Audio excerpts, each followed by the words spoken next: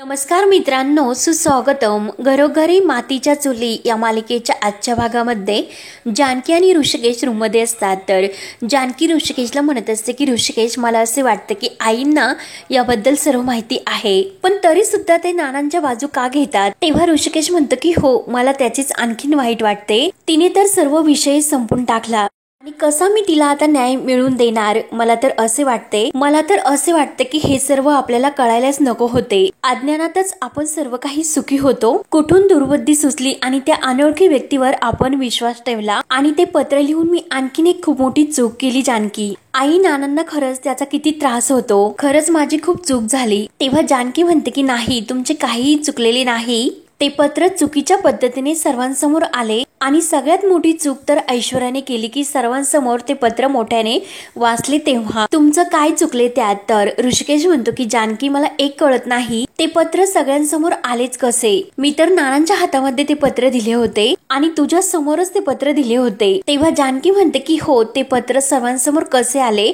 आणि ते कोणी आणले याचा शोध तर मी घेणारच. आणि जानकी उठते आणि रागानेच बाहेर निघून जाते. तर ऋषिकेश विचार करत असतो की आई, मी आता काय करू. त्यानंतर इकडे ऐश्वर्या अगदी आपल्या रूम मध्ये खुश असते.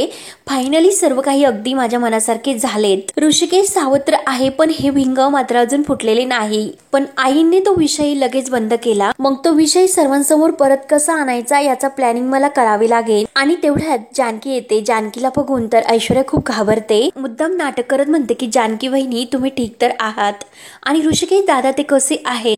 नाटक करत म्हणते की वहिनी, आईंनी दादावर असा हात उचलायला नको होता. लहान आहेत का ते, इतक्या मोठ्या माणसावर आईंनी हात उचलला. तेव्हा जानकी म्हणते की ऐश्वर्या, आईंनी त्यांच्यावर हात उगारला याचे कारण तू आहे. तेव्हा ऐश्वर्या म्हणते की मी काय केले. तेव्हा जानकी विचारते की काय ग, ते पत्र सर्वांसमोर आलेच कसे आणि ते पत्र सर्वांसमोर तू का वाचलेच. वाचता वाचता मजकुराचा अंदाज सुद्धा आला तरी सुद्धा तू का गप्प बसली नाही. जानकी खूप भडकलेली असते. तर ऐश्वर्या म्हणते की एक मिनिट वहिनी, तुम्ही हे सर्व काय बोलतात. अहो, शर्वरी ताईंनी मला ते पत्र वाचण्यासाठी सांगितले होते, म्हणून ते पत्र मी वाचले. मला काय माहित की त्या पत्रात पुढे काय लिहिलेले होते. तर जानकी इतकी भडकते आणि रागाने ऐश्वर्याचा हात धरून, तुला माहिती होते की त्या पत्रात काय लिहिले होते. आणि तेवढ्यात सारंग आतमध्ये येतो. तेव्हा सारंग म्हणतो की वहिनी, अगं तू काय करतेस. तर जानकी म्हणते की तुमच्या बायकोला जाब विचारते. तर सारंग विचारतो की कसला. तेव्हा जानकी म्हणते की सारंग भाऊजी, ऋषिकेश नानांना पत्र देत होते तेव्हा मी तेथे होते आणि ऐश्वर्या सुद्धा तेथेच होती. मग ते पत्र बाहेर आलेच कसे हेच तिला विचारते. तेव्हा सारंग म्हणतो की अगं, पण तू त्यांना का विचारते, त्यांचा काहीही संबंध नाही. म्हणजे काय झाले की गिफ्टची पोतं मी आणि गुलाबने बाहेर आणली आणि काही गिफ्ट तर नानांच्या रूम मध्ये होती आणि ते मग चुकून आले असून त्याच्यासोबत त्यांनी आणलेले नाही. त्यांनी फक्त ते पत्र वाचले आणि ते पत्र इतके विचित्र असेल ते आम्हाला सुद्धा माहिती नव्हते. ऐश्वर्याला तर त्याबद्दल खरंच काही माहिती नाही. तेव्हा जानकी म्हणते की हो, पण सारंग भाऊजी तेच अपेक्षित नव्हते. वाचताना तर अंदाज आलाच असेल की इला की ते किती महत्वाचे आहे ते, पण सर्वांसमोर वाचून इने खूप मोठा गोंधळ घालून ठेवला. तेव्हा ऐश्वर्या रडण्याचे नाटक करत म्हणते की बाद झाले वहिनी, आतापर्यंत मी तुमचे सर्व काही ऐकत आले. आतापर्यंत मी तुम्हाला कधी काहीच बोलले नाही. या घरात आल्यापासून मुकाट्याने तुम्ही ज्या ज्या काही गोष्टी शिकवतात त्या मी ऐकून घेते. कधी मी तुम्हाला उलटून बोलले नाही. मग उगाच हा असा आरोप माझ्यावर का लावता तुम्ही. अहो, त्या पत्राला हात सुद्धा मी लावलेला नाही आणि माझ्या मणिमंगळसूत्राची मी शपथ घेते, म्हणून मणिमंगळसूत्र ती हातात घेते. तेव्हा जानकी म्हणते की बस कर ऐश्वर्या, कुठलीही शपथ घ्यायची गरज नाही, मला सगळे काही कळते. आणि जानकी बाहेर निघून जाते. तर सारंग म्हणतो की वहिनी ऐकून घे, परंतु जानकी सारंगचे सुद्धा काही ऐकत नाही. तेव्हा ऐश्वर्या मुद्दाम सारंग समोर रडण्याचे नाटक करते आणि रडतच सारंगला म्हणते की का त्यांनी इतका मोठा आळ माझ्यावर घेतला, इतकी वाईट आहे का मी. अजूनपर्यंत या घरात मी कुणाला उलटून नाही बोलले. तेव्हा सारंग म्हणतो की ऐश्वर्या प्लीज, तुम्ही मनाला इतके वाईट वाटून घेऊ नका. वहिनीच्या मनात तसे काही नाही. परिस्थितीच खूप विचित्र आहे, ती सुद्धा खूप त्रासली, मग आपण ते समजून घ्यायला हवे.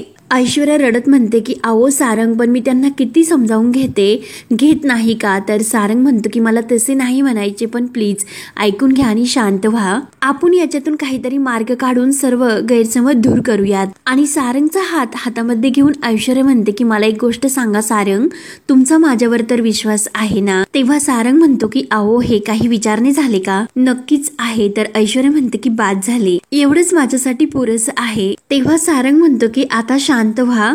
त्यानंतर इकडे शर्वरी आजीला म्हणत असते की दादाने नानांना असे बोलायला नको होते, त्याचा नक्की काहीतरी गैरसमज झाला. ते सर्व ऐकण्यासाठी किती विचित्र वाटले ग आजी. आई सुद्धा वैतागली होती. नाना हे सर्व करणे शक्यच नाही. आमच्याशी सुद्धा दादा काहीच बोलला नाही, डायरेक्ट त्याने पत्र लिहिले. आजी मात्र काही बोलत नसते. तर शर्वरी तिला म्हणते की अगं आजी, तुला तर माहिती असेल की दादाने हे सर्व पत्रात लिहिले ते. तेव्हा आजी म्हणते की हो. तर शर्वरी विचारते की मग आजी सांग की खरं काय आहे ते. तेव्हा आजी म्हणते की नको बाबा, मी या भानगडीत नाही पडणार. सगळे मलाच ओरडतील आणि मला असे म्हणायचे की ते पत्र जानकी आणि ऋषिकेश यांनी लिहिले. मग ते बघतील की काय करायचे ते. आपण त्या भानगडीत पडायलाच नको. आणि शर्वरीला म्हणते की तू सुद्धा लांबच राहा, तू सुद्धा या भानगडीत पडूच नको. तेव्हा शर्वरीच्या डोळ्यात पाणी असते आणि ती म्हणते की आजी नाही, असे कसे?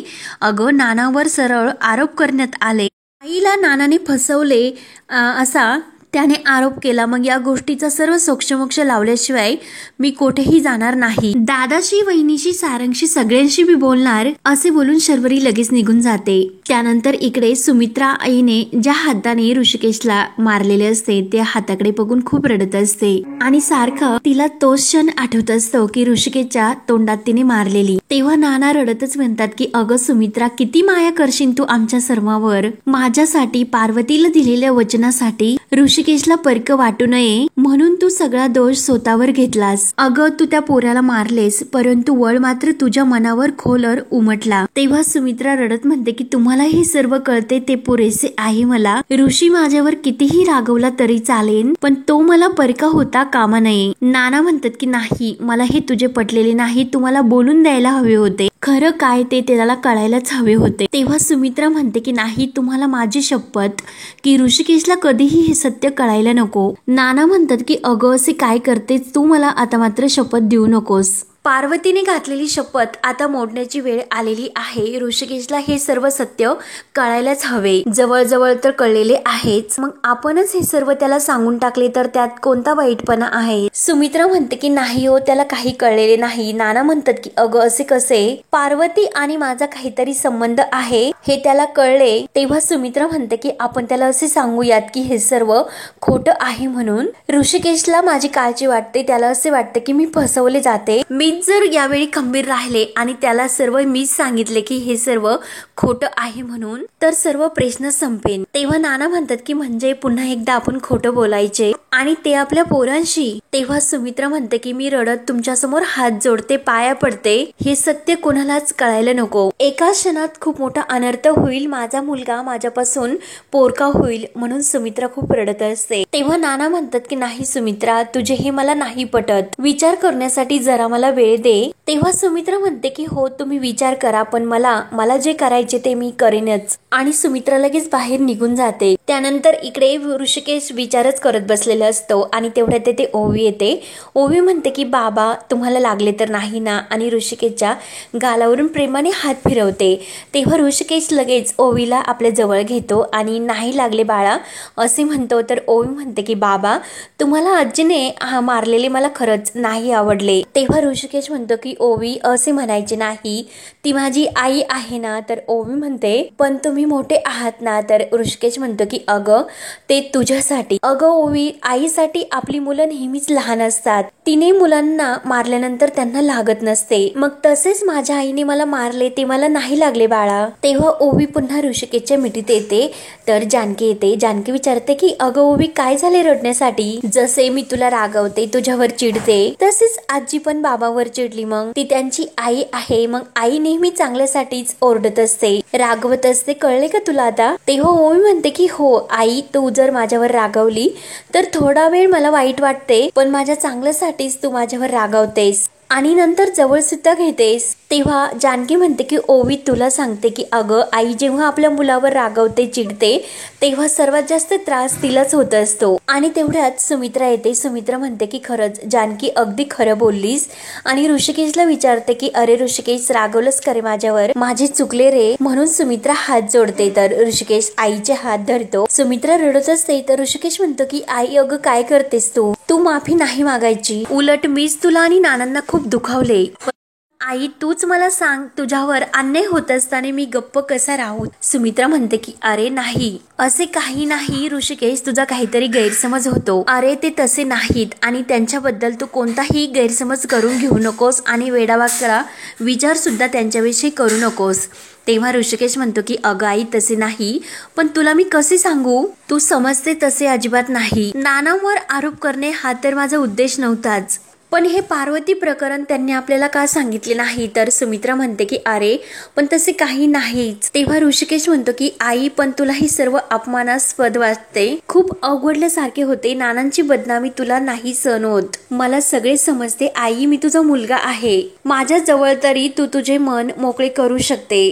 तुझ्यावरचा अन्याय तू मान्य न करता नानांची बायको म्हणून त्यांची बाजू घेतेस. आई तू त्यांच्या चुकावर पांघरून घालतेस. पण खरंच आई मी तुला सांगतो हे सर्व सांगताना खूप त्रास होतो. माझ्याकडे सर्व पुरावे आहेत. अगं जानकीने स्वतः ऐकले नानांना आणि हिम्मत काकांना बोलताना, पार्वती बद्दल बोलताना. आणि आई मी सुद्धा नानांचा आणि त्या बाईचा फोटो बघितला. तेव्हा सुमित्रा म्हणते की अरे देवा, आणि हा आपल्या आईबद्दल पार्वतीबाईंबद्दल असा बोलतो हे मला आता नाही सहन होत. आणि परत ती स्वतःला मनात म्हणत असते की सहन कर सुमित्रा, याच्या भल्यासाठी तर तू हे सर्व सहन कर. तेव्हा सुमित्रा ऋषिकेशला म्हणते की अरे काहीतरी चुकीचे असेल, असे काही नाही, काहीतरी घोळ झाला असेल. मी तुला सांगते आणि तुझ्या आईवर सुद्धा विश्वास नाही का ऋषिकेश. तेव्हा ऋषिकेश म्हणतो की अगं आई तुझ्यावर तर माझा पूर्ण विश्वास आहे, पण कसे आहे तुला वाटते मग मी या विषयावर पुन्हा एकही शब्द नाही काढणार. तेव्हा सुमित्रा रडत म्हणते की आता कसा तू शहाण्या मुलासारखा बोलला. ऋषिकेश जानकी माझी सर्वांना एकच विनंती आहे की या घरात हा विषय परत कधीच नको. तेव्हा सुमित्रा खूप रडत असते तर ऋषिकेश प्रेमाने तिला मिठीत घेतो. तेव्हा जानकी सुद्धा डोळ्यात पाणी आलेले असते. त्यानंतर इकडे नानांना रूम मध्ये तेच आठवत असते की ऋषिकेशने त्यांच्यावर जे काही आरोप केलेले आहे. ऋषिकेश नानांना म्हटलेलं असतं की कोण आहे ती बाई याचे मला उत्तर द्या.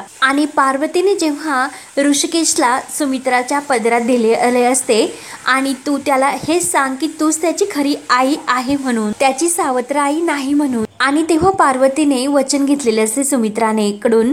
तर सुमित्राने सुद्धा वचन दिलेले असते की तो ऋषिकेश माझाच आहे म्हणून. आणि सुमित्राने त्यांच्या समोर हात जोडून त्यांची पाया पडून हे सत्य कुणालाच सांगायला नको अशी विनवणी केलेली असते. ते सुद्धा नानांना आठवते. नानांना हा सर्व विचार करून खूप टेन्शन येते आणि त्यांना असा भास होत होतं की पार्वती आली आणि आपल्या घरावर संकट आले. नाना या आपल्या घराला वाचवा. तेव्हा नाना लगेच पार्वती आणि त्यांचा लग्नाचा फोटो आपल्या कपाटातून काढतात. पार्वती अगं फार मोठ्या धर्मसंकटात तू टाकलेस आम्हाला. ऋषिकेशने आज जे काही प्रश्न विचारलेत आणि त्या प्रश्नाचे उत्तर जर मी त्याला दिले नाहीत त्याचा विश्वास मी कायमचा गमावून बसेन. सुमित्राची अवस्था सुद्धा मला कळते. मला खात्री आहे की ऋषिकेशचं तिच्यावरील प्रेम हे कळल्यानंतर सुद्धा कमी नाही होऊ शकत, उलट ते प्रेम वाढेल. पण आता मात्र मी जर खरे लपवले तर ते चुकीचे ठरेल.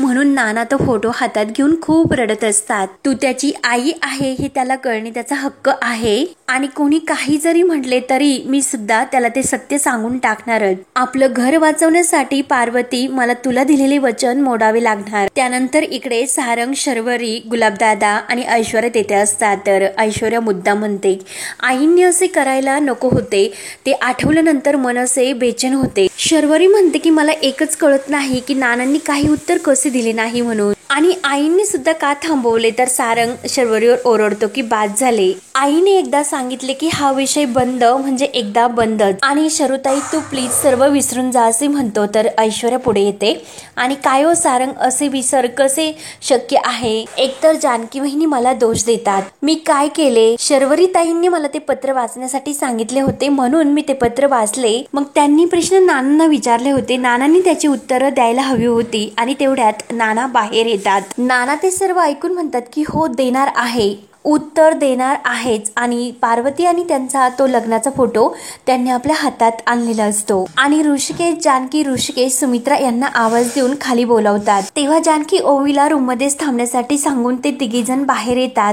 त्यांना आलेले पाहून नाना म्हणतात की हो, आज आपल्या घरामध्ये खूप मोठे महाभारत घडले आणि सत्य काय आहे ते सर्वांना मी सांगणारच। तुमची सर्वांची मनं दुखावलेली आहेत। आयुष्यभर इतक्या दिवस ज्या सुमित्राने ऋषिकेशला फुलासारखे जपले, त्या सुमित्राने सुद्धा आज ऋषिकेशवर हात उचलला। त्यामुळे आता तर मी गप्प बसू शकत नाही। जानकी आणि ऋषिकेश गेले कित्येक दिवसापासून ते सत्य मी लपवून ठेवले होते। ते म्हणतात की सत्य कितीही लपवण्याचा प्रयत्न केला आणि किती काही केले तरी ते सत्य शेवटी बाहेर येतेच। मग आज ती वेळ आपल्यावर आलेली आहे सत्य सांगण्याची। तेव्हा सर्वांना आणखीन धक्का बसतो आणि हा भाग येथे संपतो। पुढील भागामध्ये नाना आणि पार्वतीचा जो लग्नाचा फोटो असतो तो सर्वांना दाखवत म्हणतात की पार्वती ही माझी पहिली बायको आणि ती आता या जगात नाही। नाना रडत म्हणतात की तिची इच्छा होती की तिचे हे सत्य कुणाला म्हणजे तिच्या मुलाला कळायला नको। तेव्हा ऋषिकेश विचारतो की नाना कुठे आहे तो मुलगा आणि कोण आहे? तेव्हा नाना रडतच म्हणतात की अरे ऋषिकेश, तूच आहे तो मुलगा। तेव्हा ऐश्वर्या लगेच सर्वांसमोर म्हणते की म्हणजे ऋषिकेश दादा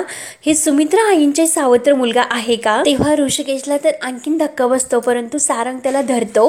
सारंग, शर्वरी, जानकी यांना सुद्धा खूप मोठा धक्का बसलेला असतो। तेव्हा आता पुढे काय काय होत राहणार हे पाहण्यासाठी आपल्या चॅनलला नक्की सबस्क्राईब करत रहा। धन्यवाद।